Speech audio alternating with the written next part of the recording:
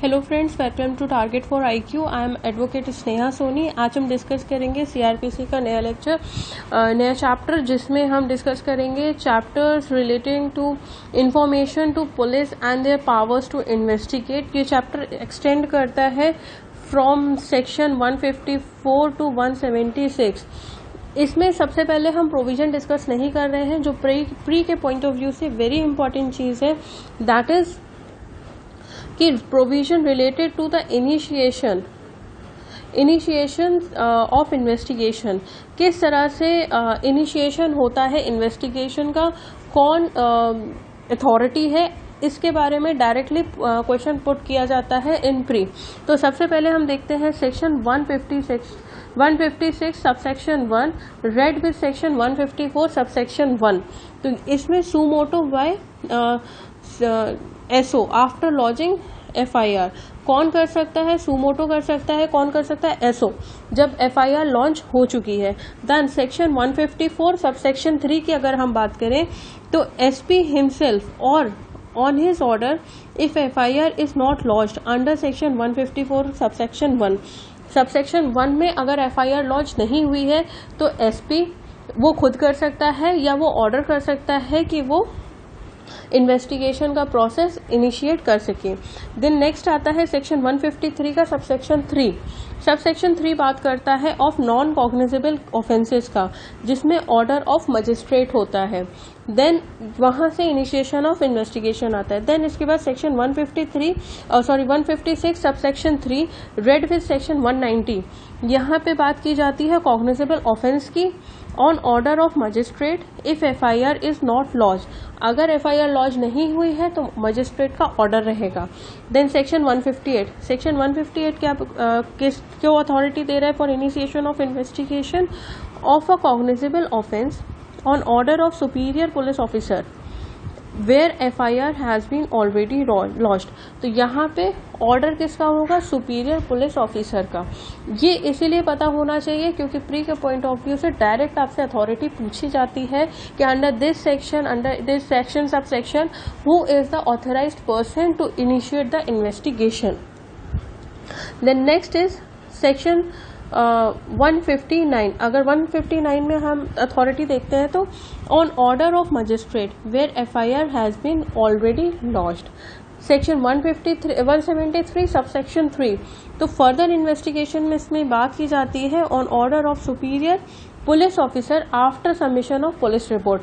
इस सेक्शन में हम पुलिस रिपोर्ट सबमिट कर देते हैं और यहाँ पे ऑर्डर होता है सुपीरियर पुलिस ऑफिसर का।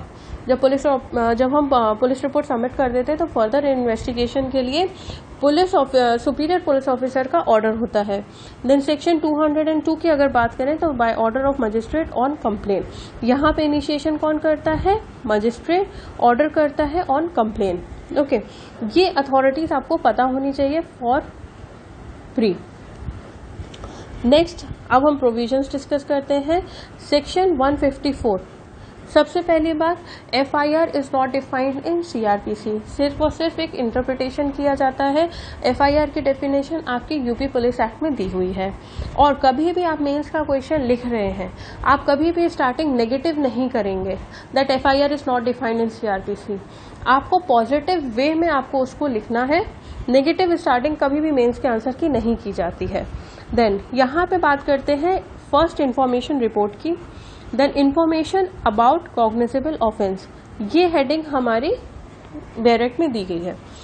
Information about any cognizable case और cognizable offence is recorded as FIR. तो एफआईआर क्या बोल रहा है? एफआईआर क्या है? Information about any cognizable case और cognizable offence is recorded as FIR. अब वो इन्फॉर्मेशन किस तरह से हो सकती है? ओरल भी हो सकती है या रिटन भी हो सकती है। अगर इन्फॉर्मेशन ओरल आ रही है तो हम क्या करेंगे? उसको रिड्यूस करेंगे राइटिंग में and in the words of informant. और किस तरह से रिड्यूस करेंगे? जिस तरह से जो इन्फॉर्मेंट है, जो लेके आया है इन्फॉर्मेशन, उसी के ही वर्ड्स में हम उसको रिड्यूस करेंगे इन राइटिंग। फिर उसको हम पढ़ के भी सुनाएंगे, read over to him and the informant shall sign it. वो साइन भी करेगा अगर उसे पढ़ना नहीं आता है तो वो थंब इम्प्रेशन देगा on the same. A copy of information given in writing और रिड्यूस्ड इन राइटिंग, क्या बात कर रहा है कि अ कॉपी जो होगी किसकी, अगर वो ओरली दी है हमने रिड्यूस की, अगर वो लिख के लाया है उस कॉपी की बात करी जा रही है। Aforesaid manner shall be given to the informant, हम किसको देंगे, हम इन्फॉर्मेंट को देंगे, और कैसे देंगे, फ्री ऑफ कॉस्ट। ये बोलता है 154 का सबसेक्शन 2। देन नेक्स्ट हम बात करते हैं it is mandatory. It is mandatory, ये शेल की बात कर रहा है। It is mandatory for the officer in charge of the police station to record the information about cognizable offence irrespective to whether it is true और false. मतलब ये mandatory है, ये पुलिस स्टेशन के ऑफिसर इंचार्ज की duty है कि जो भी इंफॉर्मेशन आ रही है अबाउट कॉग्निजेबल ऑफेंस उसको वो लिखना है, उसको वो रिकॉर्ड करना है, वेदर इट इज ट्रू और इट इज फॉल्स। और ये हेल्ड भी हुआ था Lalita Kumari versus state of UP 2014 and state of Haryana versus Bhajan Lal के केस में 1992 सुप्रीम कोर्ट के दोनों केसेस हैं। Then on refusal by the officer in charge of the police station, अब क्या हो रहा है, इन्फॉर्मेंट क्या, police officer in charge of the police station ने मना कर दिया कि नहीं हम नहीं लिखेंगे, टू लॉज एफआईआर, हम एफआईआर रिकॉर्ड नहीं करेंगे। The information may be sent in writing, अब इंफॉर्मेशन कैसे जाएगी, राइटिंग में जाएगी, बाय रजिस्टर्ड पोस्ट, किस तरह से जाएगी, बाय रजिस्टर्ड पोस्ट, किसके पास जाएगी, सुप्रिंटेंडेंट ऑफ पुलिस के पास जाएगी। हु शेल ईदर इन्वेस्टिगेटेड, अब पुलिस और सुप्रिंटेंडेंट ऑफ पुलिस के पास जाएगी तो वो क्या करेंगे, या तो वो इन्वेस्टिगेट करेंगे या तो वो खुद करेंगे बाय हिमसेल्फ और by using the power given under section 36 CrPC to get it investigated.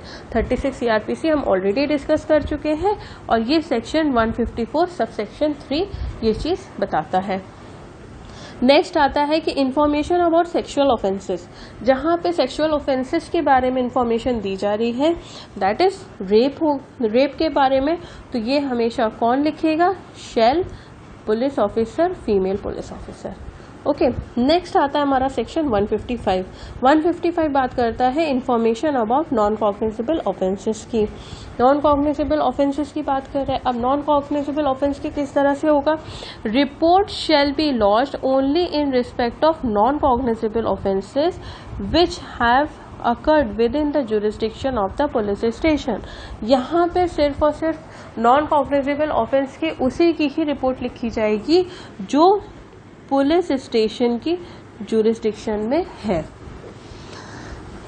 The officer in charge of the police station, अब उसकी क्या ड्यूटी है, record the substance of the information about the non cognizable offence in the general diary. अब police officer in charge कहाँ पे लिखेगा, वो substances कहाँ लिखेगा ऑफिसर इंचार्ज, एक जनरल डायरी में उसको मेंटेन करेगा। सारे सब्सटेंसेस जो भी इंफॉर्मेशन के होंगे रिगार्डिंग नॉन कॉग्निजेबल ऑफेंस वो वहां पे नोट डाउन करेगा। Then direct the informant to approach the magistrate having competent jurisdiction. अब यहाँ पे उसने जनरल डायरी में लिख लिया, देन उसके बाद इन्फॉर्मेंट को बोलेगा कि आप मजिस्ट्रेट के पास जाओ जिसका उस एरिया में ज्यूरिसडिक्शन है under section 155 subsection 1। Then next आता है एनी इन्वेस्टिगेशन। अब बात कर रहे हैं एनी इन्वेस्टिगेशन और arrest pursuant to receipt of information about non cognizable offence shall be done only on the basis of the order of warrant issued by the magistrate. अब जब तक मजिस्ट्रेट नॉन कॉग्निजेबल केस में कोई order नहीं करता है या कोई वारंट इशू नहीं करता है तब तक कोई इन्वेस्टिगेशन नहीं होगा, कोई अरेस्ट नहीं होगा। Then if in a case at least one और more offences are cognizable even though all other offences are non-cognizable, it shall be considered to be cognizable case and FIR should be compulsory be registered and investigation and arrest should be done without the order of magistrate। अब ये क्या बोल रहा है, ये बोल रहा है कि there are set of offences, suppose 6 offences हैं, 6 में से आपके 2 ऑफेंसेस तो कॉग्निजेबल थे और बाकी के 4 ऑफेंस आपके नॉन कॉग्निजेबल थे। तो ये पूरा जो सेट ऑफ ऑफेंस है it will be considered as cognizable case. और जब कॉग्निजेबल है तो हमने ऊपर पढ़ा था कि जब कॉग्निजेबल है तो विदाउट मजिस्ट्रेट का कोई ऑर्डर नहीं चाहिए है, आपने एफआईआर लिखनी है, इन्वेस्टिगेशन करना है, अगर अरेस्ट है तो अरेस्ट भी करना है। ये बोलता है सेक्शन 154 का सबसेक्शन 4। देन बात करते हैं पावर क्या होगी। Power of investigation in cognizable cases, ये नॉन कॉग्निजेबल केस हो गया। ऊपर हमने कॉग्निजेबल केस के बारे में बात कर ली। अब हम बात करते हैं पावर क्या रहेगी। जब हम पावर की बात करते हैं,